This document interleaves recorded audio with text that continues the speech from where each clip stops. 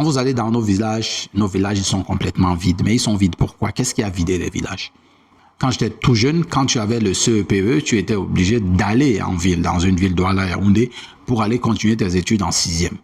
Avec l'université maintenant, dès qu'un enfant a le bac dans les villages là, qu'est-ce qu'il fait? Il est obligé de migrer. Le pire, c'est que quand on nous enseigne à l'école, ça a toujours été de la théorie. C'est une théorie importée, c'est pas une théorie de chez nous. Zéro culture locale à l'école, zéro production locale à l'école. Et ce n'est pas un fait d'aujourd'hui. On comprend mieux alors que l'école soit le meilleur fournisseur de l'exode rural. Ainsi donc, même une école qui avait été programmée pour attacher les enfants à leur terroir se transformait en une structure d'accélération du déracinement.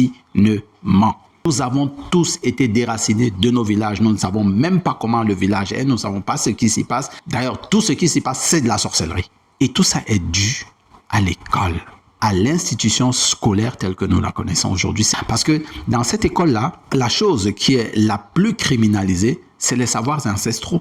Tout ce qui vient de là-bas, c'est de la sorcellerie dans notre village.